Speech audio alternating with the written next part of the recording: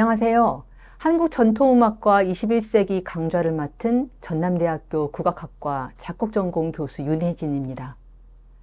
영화를 보면 주인공이 수십 년간 어떻게 살아가고 변화되는지를 보여주는 경우가 있습니다.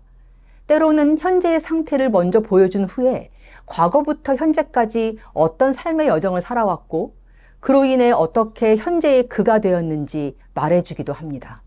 혹은 장소는 그대로인데 건물이나 주위 환경의 변화를 보여줌으로써 과거에서 현재까지의 시간 변화를 드러내기도 합니다. 주인공의 삶에 우리를 대입해보면 과거의 우리가 현재의 우리로 되어가는 과정을 생각해 볼 수 있습니다. 우리는 현재에서 살고 있지만 과거의 질문과 답이 현재에 축적되어 있는 것이고 현재는 곧 과거가 되어서 현재와 미래의 질문과 답을 던지게 됩니다.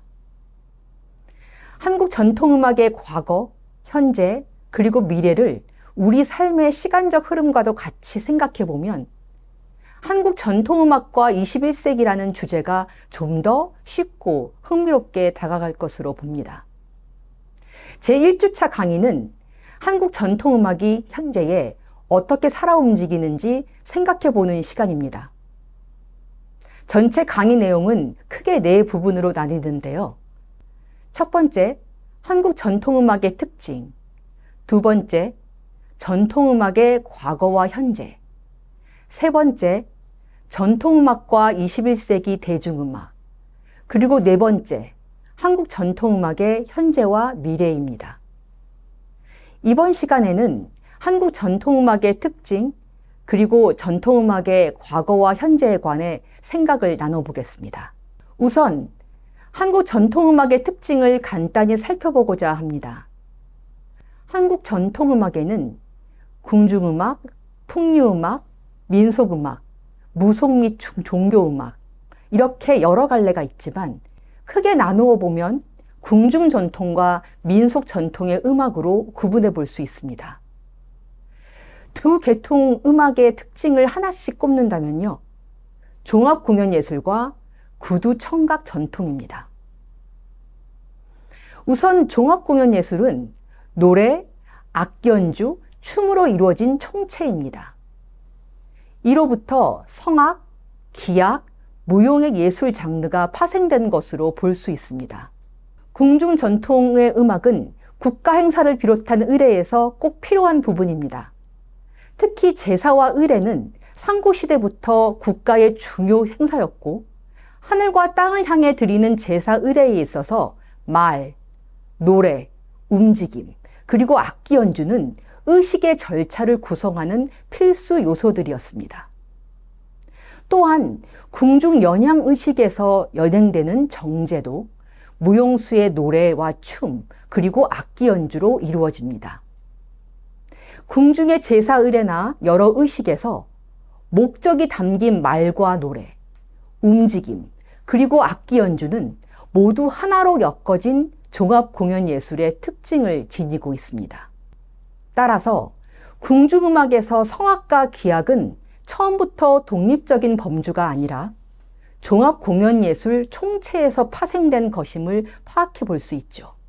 말에서 노래, 노래 반주에서 기악 연주, 그리고 독립적인 성악과 기악의 범주로 점차 전개되어 왔다고 할 수 있습니다. 이러한 측면은 한국 전통음악의 상징성과도 연계됩니다.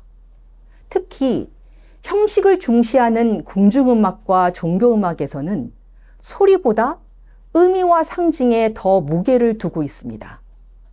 노래는 말을 전하기 위한 시를 담고 있고 전체 의식과 음악은 그 말과 시의 상징성을 예술적으로 표현할 수 있는 미학적 구조를 취하게 됩니다.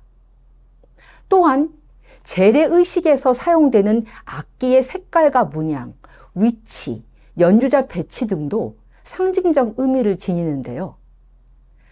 음악이 연주되는 것은 바로 이러한 상징적인 요소들이 실제로 구현되는 것과 다르지 않습니다. 다음에 함께 보실 영상은 종묘제례악 중 시작 부분입니다.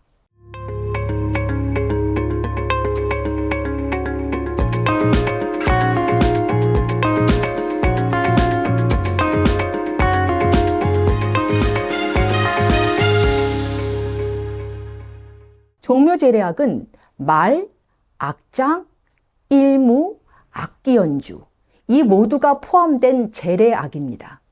여기에서 악장은 가사나 노래를 말하고 일무는 여러 무용수들이 열을 지어 추는 의식 무용을 말합니다. 종묘제례악의 실제 공연은 1시간 반여 소요됩니다. 하지만 종묘제례 의식을 위해 심신을 깨끗하게 하는 사전 절차가 약 일주일 전부터 시작된다는 바를 감안한다면 음악 또한 그 과정의 시간이 소요되는 셈입니다. 여기에 종묘의 건축학적 의미까지 포함한다면 종묘제례악은 상징과 상징으로 구축된 종합공연예술이라고 할 수 있습니다. 두 번째로 구두 청각 전통은 한국 음악의 연주에서 매우 중요한 기반이 됩니다. 한국 음악은 악보를 비롯한 여러 문헌에 기록되어 왔지만 특히 민속음악에서는 기록보다 기억이 더 중시된다고 할 수 있습니다. 예로 악보와 연주가 다른 경우에 서양권에서는 연주가 틀린 것이 아닐까? 라고 먼저 생각하죠. 하지만 한국 전통음악에서는 악보가 잘못 기보되었다. 이렇게 생각하는 경우가 더 많습니다. 서양음악과는 달리 한국 전통음악에서의 악보는 음악을 그대로 재현하는 것이 아니라 음악 실제의 기억을 불러일으키는 도구라고 할 수 있습니다. 이러한 특징은 특히 민속음악에서 연주자의 즉흥성을 높이게 되는 이유가 되기도 합니다. 이것은 무엇일까요? 강기, 강기, 길이가 기기, 고고르, 개, 고, 거이거, 기, 가고. 지금 보시는 것은 민속음악 중 대풍류, 느린 허튼 타령을 연주하는 현악기 해금의 구음입니다. 해금은 활대로 연주하는 악기인데요. 악기 연주를 악기 소리가 아닌 목소리로 노래하는 것을 구음이라고 합니다. 강기, 강기, 길이가 기기 이러한 방식으로요. 연주자의 목소리로 직접 들으셔야 하는데 제가 조금 서툴게 해보았습니다. 구음, 문자 그대로 풀어보면 입으로 내는 소리, 입에서 나오는 소리입니다. 악기 연주를 배우는 과정에서 스승이 제자를 가르칠 때에 악기 소리를 의성어로 바꿔서 목소리로 내는 것입니다. 악기 없이 악기를 연주하는 것이죠. 스승의 입에서 제자의 귀로 전해지고 스승의 연주를 듣고 제자의 귀와 몸으로 이렇게 음악 연주가 전이되는 과정이 바로 구두 청각 전통입니다. 고정되어 있는 것이 아니라 살아 숨쉬고 움직이는 것이 바로 한국 전통 음악입니다.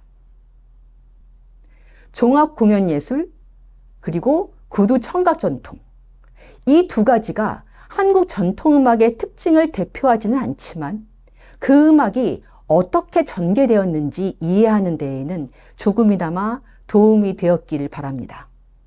이외에 한국 전통음악의 다채로운 특징은 이후 여러 강의를 통해서 접하실 수 있을 것으로 봅니다. 이제 잠시 생각해보는 시간을 가져보겠습니다. 먼저 현재 우리가 쉽게 잊거나 지나치는 것들에 관해서요. 길고 깊은 호흡을 들이마시고 내쉬어보는 것. 천천히 걸어보는 것. 여유가 충만한 마음으로 하늘을 올려다보는 것. 어떤가요? 사실 우리를 둘러싸고 있는 생태계적, 사회적 환경과 조건은 우리의 호흡과 속도를 만들고 있습니다. 자, 그러면 과거에는 있었지만 현재에는 사라진 것들에 대해서도 생각해 볼까요?